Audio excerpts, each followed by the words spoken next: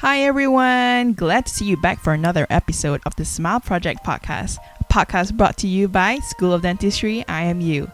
We hope this podcast enhances your knowledge in dentistry and also life as a whole.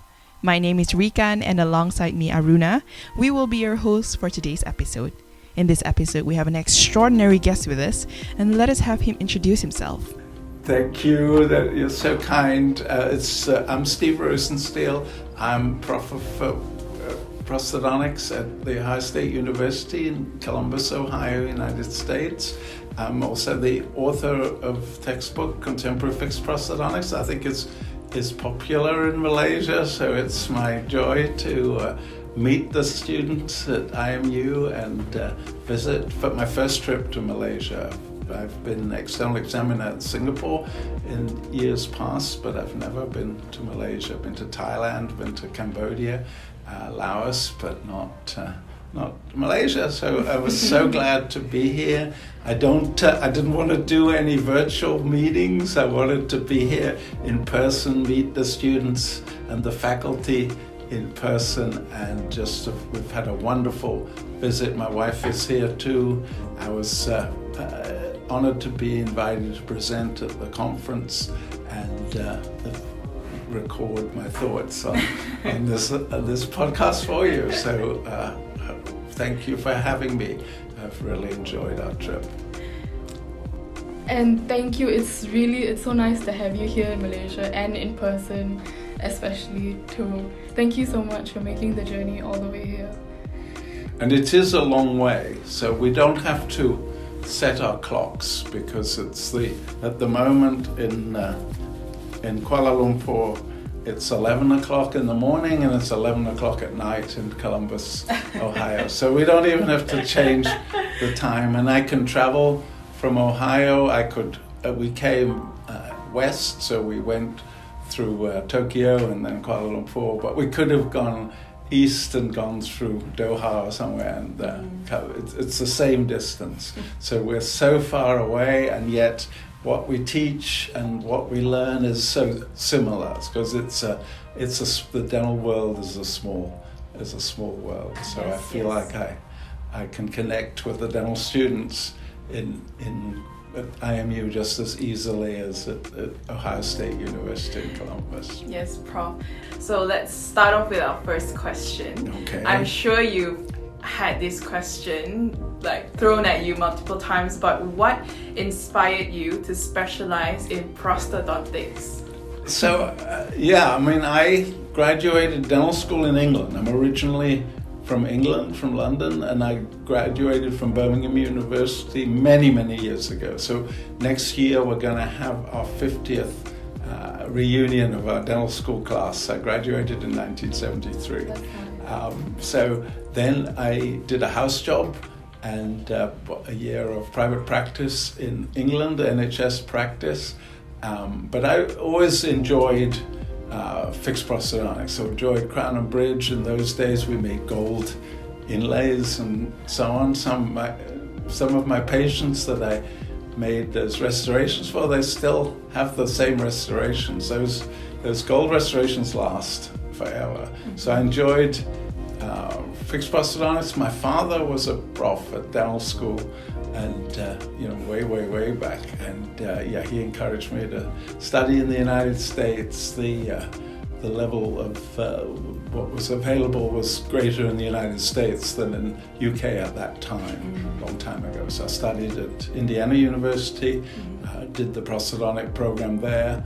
I taught at the University of Florida for 3 years, and then I was back in England, and I taught at King's College, England. But I love the research, I love the academics, and it was hard at that time to get funding for research in England. And I had good friends in the United States. They encouraged me to move back. So I moved to Ohio State in 1985. Been there ever since. I'm retired from academics, but I still practice. So one day a week I practice in the faculty practice, and then I edit the Journal of the Journal of Prosthetic Dentistry. I'm editor-in-chief of that. So that's a great job. I can do that from anywhere. Everything's online. So I can edit the articles on the plane or in my hotel room in Kuala Lumpur. So it keeps me busy. My wife, Enid, she helps me edit the articles, get the English as understandable as possible, because all our authors, most of our authors they come from all over the world. They're not just American authors, so some of them need quite a lot of help with the English language. Yeah. And when you say you enjoy prosthodontics, and you did mention about the academics and research, but what about the practice? When we're students, like we can't really connect to the research, but so I think it's hard, precise work, to prepare the teeth. When I did prosthodontics, we also did the laboratory work. So for many years, I made all the metal ceramic crowns that we were making at that time, until I got too busy in academics and administration, and because now I use the services of a great dental laboratory. But it's something you learn how to be excellent at. Tooth preparation just takes practice. You need a teacher that says, yeah, that's okay, but you could do better than that. It's like a coach to encourage you to achieve like any skill, like playing the piano or playing tennis or whatever. It doesn't come the first time you try it. And same with prosthodontics. It's not something you pick up without some practice and repetition and having high standards. But the patients certainly benefit if their dentist is a very meticulous dentist that's very careful with their care, and they'll provide them with restorations that will last a lifetime. That's the goal. Okay. Thank you so much for that answer. I think we have another question. Yes, Prof. Actually, how did you actually get into the idea of writing a textbook? Whoa, that's a great question. So our textbook, Contemporary Fixed Prosthodontics, now we just published our 6th edition. So first edition came out in 1988. That's a long time. And through interaction for going to meetings, so actual attendance at meetings, not virtual meetings, I met up with one of the publishers at the Mosby Company that was our publisher, and she had some problems with some of the books that she was working on, and I kind of helped her with that process and gave her some advice, and then they were looking for a new fixed prosthodontic book because they no longer, Tillman was the popular book at that time, and Tillman was out of date and people didn't want to revise it and so on, so they were looking for a fixed prosthodontic. So they asked me, do you know who would be a good author for fixed prosthodontics? I said, I can do that, no problem. And my co-authors were all Indiana-trained prosthodontists. So Dr. Martin Land was my classmate, and Dr. Junhei Fujimoto from Japan, he was 1 year ahead. And then we all taught together at University of Florida at that time. So when I started the book, I was back in England, but we taught together and essentially divided up the task. But it's a lot of work writing a book, and we tried to do it all rather than just have contributors. We tried to have a consistent style to the book. We had a great illustrator that she's still doing the illustrations with the half-tone pictures. They're just beautiful illustrations. And your book really did help a lot of students. And the new edition is so much new information with the CAD/CAM and all the digital dentistry. So we now have a new third author, Bob Walter from California, Loma Linda, California, and he's contributed so much in the virtual patient and this modern technology to help dentists provide the best possible treatment for their patients. Yeah, thank you so much for writing this book so that we can really learn about fixed prosthodontics in this, in this day and age. In the first edition, we didn't even have dental implants in the book. I mean, they were available, but they were, it wasn't mainstream then. So yeah, it's all new since. Okay, all right. And writing your book, I'm sure you've faced challenges, writing your book. Can you just tell us maybe one or two? Well, I think, writing articles, writing letters, writing the challenges the blank sheet of paper. So my advice to young authors, researchers is, just put something down. Don't worry, it doesn't have to be perfect first time. Writer's block is when you can't finish just get things started. So just go through that, write that. So when you're writing an academic paper, my advice is to start with the methods and the materials, because that if you've done some research, that almost writes itself, and then don't worry about the introduction and the conclusion until after. But yeah, it can be hard to write. Now with our revisions, there's less text that's absolutely brand new. A lot of it is just revising, updating, getting the new concepts down on paper. I see.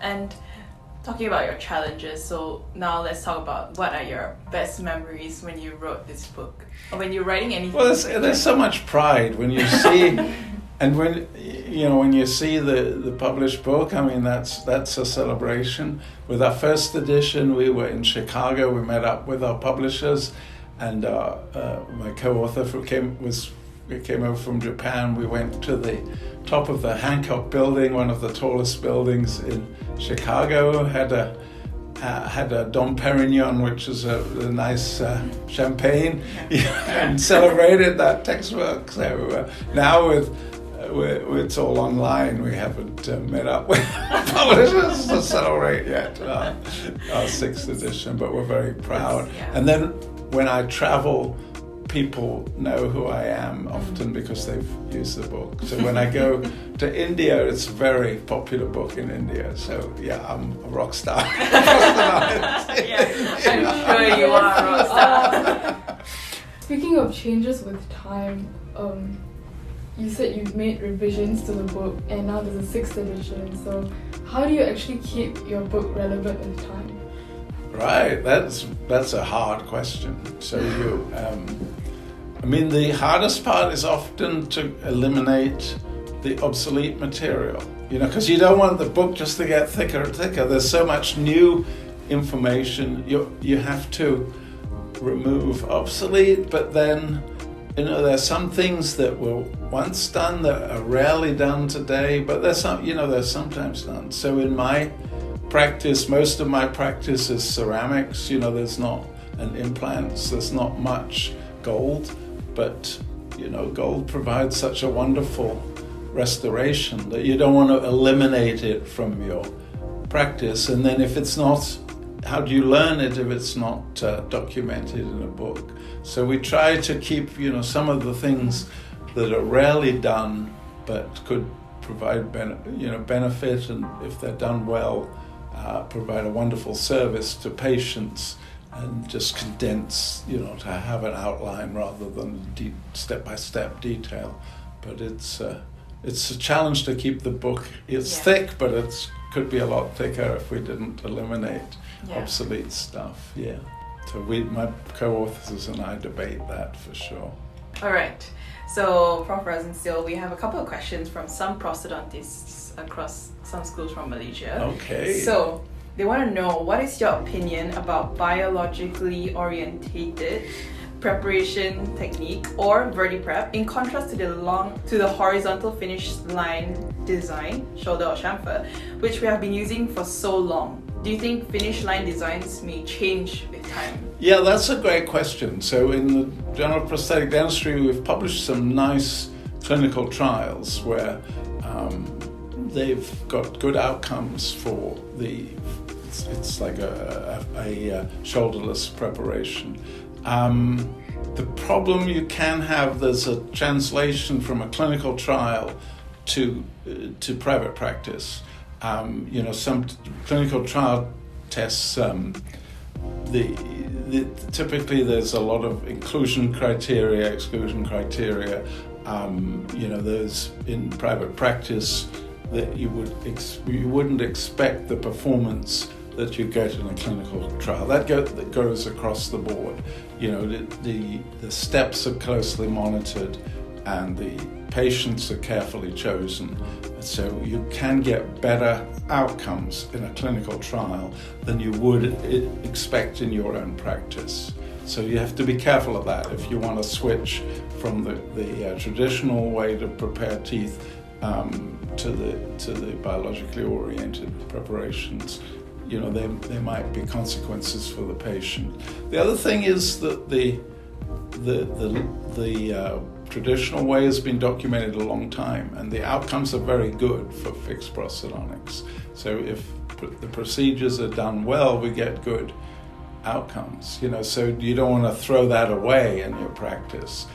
So in my practice, I'm doing the traditional preparations, but I certainly wouldn't argue with someone that prefers the biologically oriented preparation. I'm not sure it's really biologically anymore, but we're always looking for improvements. We're looking to advance what's done, and that's one thing that we've introduced in our new edition. So we try to teach all aspects that have been shown to be suitable for private practice. Yeah, thank you so much for your answer on that. Good so question. We have another question from the see if I can still answer. prosthodontists. They are eager to know.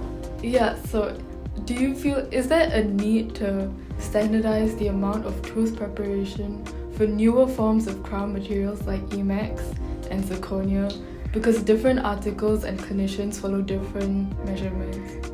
Yeah, I think that obviously the stronger the material, the thinner it can be and still be successful. In terms of avoiding damage to the tooth, it's the axial reduction that is important rather than the occlusal reduction. And typically the computer programs, they won't, the very thin occlusal reduction, at least for crowns, that is perhaps not suitable. When you're talking about bonded restorations, you always have very much better bonding to enamel than to dentin.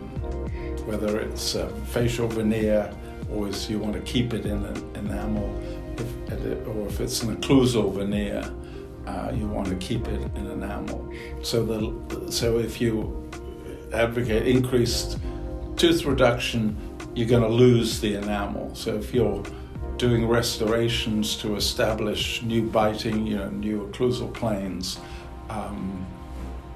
then if you can bond, if they're bonded restorations, Emax or zirconia, you want to bond to enamel, you're going to have better longevity for sure.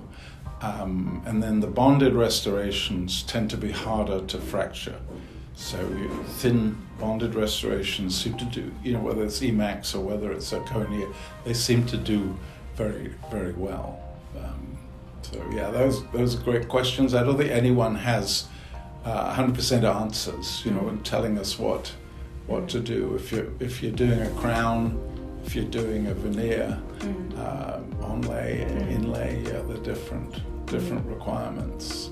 So all areas where research can be useful to us, for sure. Thank you so much for your answer on that. So from when you were practicing dentistry, I still practice that. Yeah, sorry. That was last Thursday. Last Thursday, yeah. From when you started and when you're currently practicing dentistry, how has technology changed in the field of prosthodontics? The first huge change was dental implants. So now we do very few pontics, very few tooth-supported fixed partial dentures. We still do, and some patients don't want the surgery. The delays involved, we do quite a bit of immediate loading, but most of our implant-supported restorations, there's delayed loading. So it takes quite a long time. Patients complain, they're with interim restorations. But in general, I'm no longer doing metal ceramics except for implant crowns or for fixed partial dentures. I'm no longer doing many fixed partial dentures. So it's mainly implant crowns, implant fixed partial dentures, and single crowns are all ceramic. So big change, yeah. We used to be all metal ceramic, but not anymore. Also, Prof, I'm just a second year dental student. I'm very new to prosthodontics. Yeah. Yes, I'm just starting. So I'm very new to prosthodontics. So what advice would you give to someone like me in the younger generation of dental professionals? And also a follow-up question to that, what is one thing that you would advise your younger self? Yeah. I think I don't place implants. So in my training, it was dual specialty. So the prosthodontist restored the implants, the oral surgeon or periodontist placed the implants. Now in the prosthodontic training, it's placement and restoration. Not, once the treatment, it's always depends on what's involved. So most prosthodontists now, younger prosthodontists, they'll place implants, but in the more straightforward cases, so once there's grafting and so on involved, they won't place those. So they work closely with their specialist colleagues too. If I were a general dentist, I'd learn the implant placement. I think that offer that service. There's a lot of training to get expert at that, but I think it's a big part of dentistry today, and I certainly encourage you to try to get the surgical side as well as the restorative side trained. Okay, thank you for the advice.